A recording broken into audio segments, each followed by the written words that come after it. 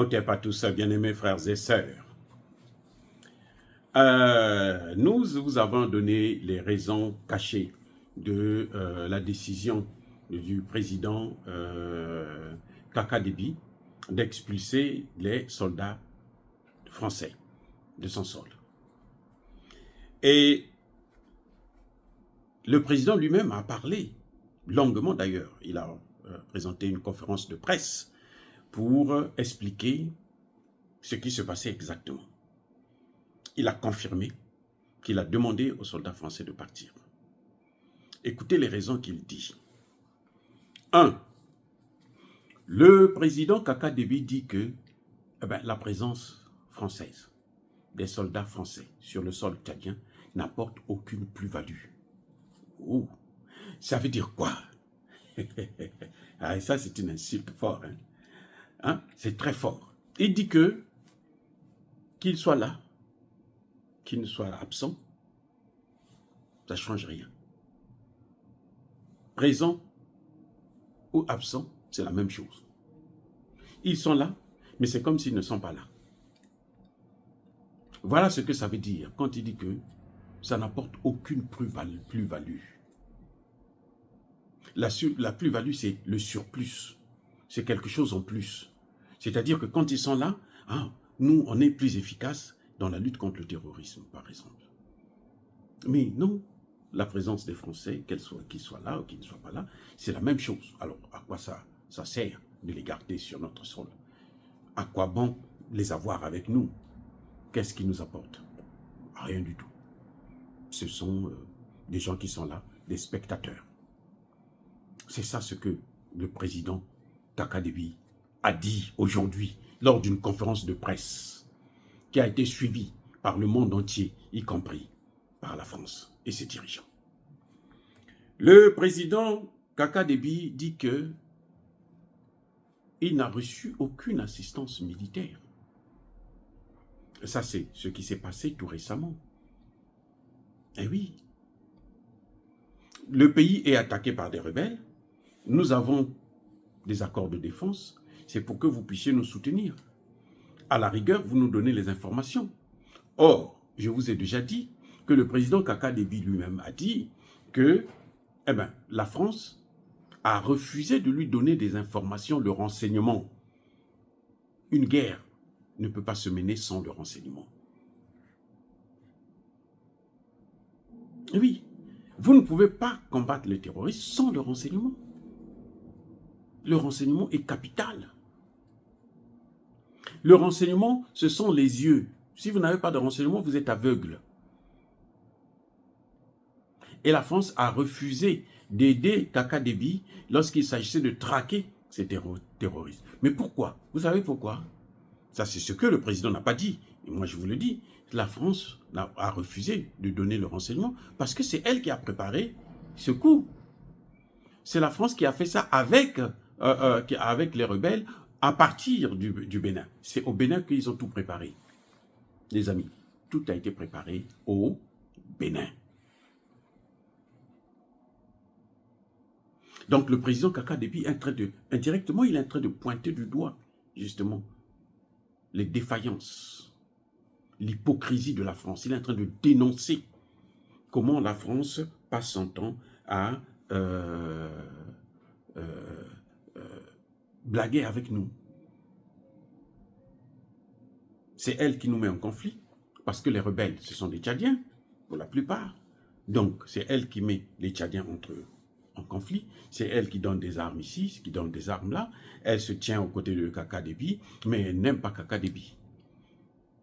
En fait, la France n'a jamais digéré le fait que Kaka Déby se rende en Russie. Voilà le grand problème. La France n'a jamais digéré ça. C'est pas parce qu'on a vu Kaka Déby aller en France tout dernièrement. Moi, j'ai condamné ça. C'est clair, je le dis encore une fois de plus. Je dis à Kaka Déby que le fait d'être allé en Russie, ça fait que les Français, s'ils ont la possibilité de vous neutraliser, ils vont le faire. Et quand vous allez chez eux, vous êtes vulnérable. Donc, et d'ailleurs, vous n'avez rien à recevoir d'eux. La France est devenue pauvre. La France n'est même pas à genoux, mais la France est couchée. Donc, vous pouvez... Qu'est-ce que la France peut vous apporter? Entre pays, il n'y a pas d'amitié, il n'y a que des intérêts. La France n'apporte plus aucun intérêt aux pays africains. D'ailleurs, elle ne l'a jamais apporté puisque c'est nous qui apportons nos intérêts à la France. La France a des intérêts chez nous, nous n'avons aucun intérêt chez eux. Voilà ce que Kaka Déby est en train de nous dire. Kaka Déby a aussi souligné un fait très important que le président sénégalais a abordé. Mais lui, n'a pas encore mis en œuvre ce qu'il dit. Bon, c'est encore du baratin peut-être, comme ils ont l'habitude de le faire, lui et son premier ministre Ousmane Sonko. Écoutez ce que Kaka Déby dit. Mais il n'y a pas de problème, il n'y a pas de réciprocité. Eh oui, Kaka Déby est en train de dire à Emmanuel Macron, si tu veux garder ton armée ici, eh bien moi aussi je dois avoir mon armée chez toi. Les amitiés, c'est ça.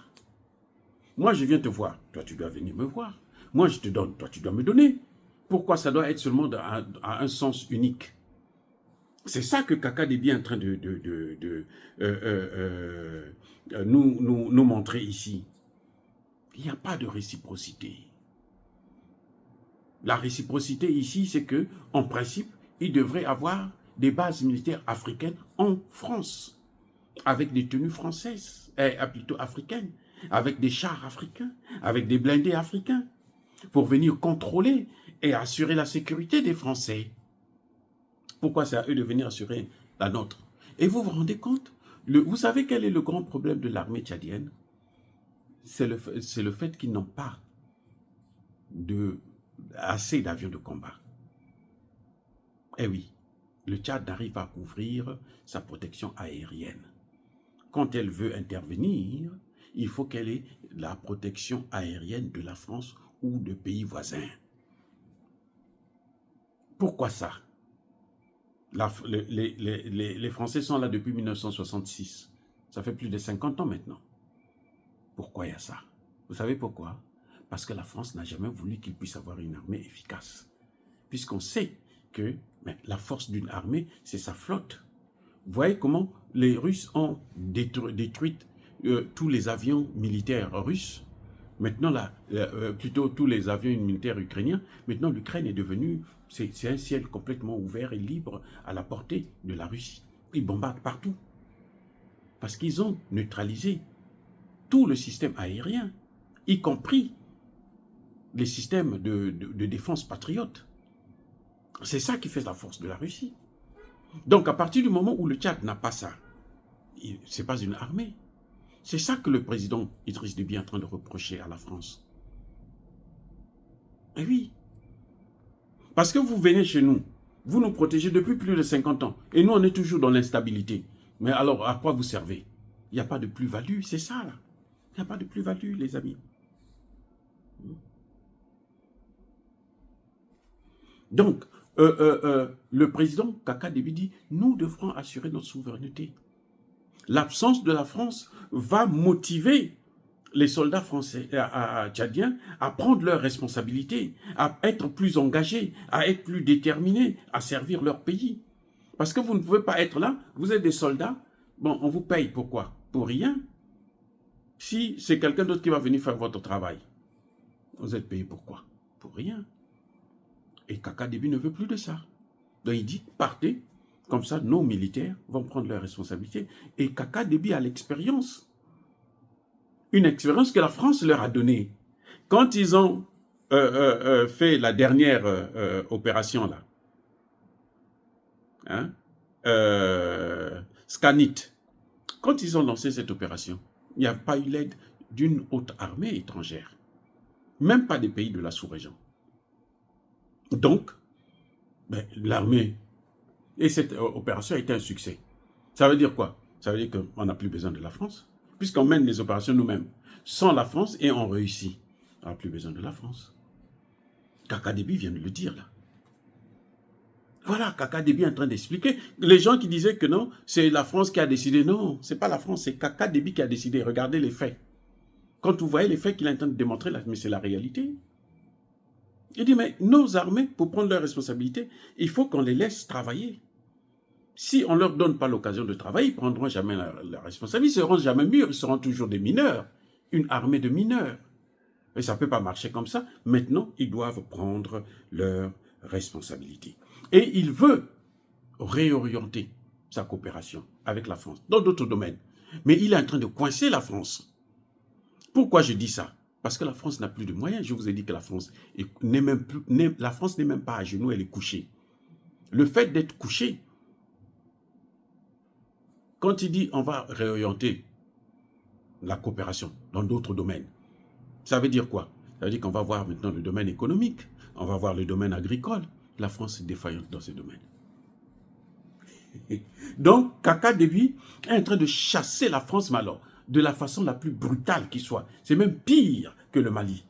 Le Mali a été gentil. Kaka Déby, il est radical.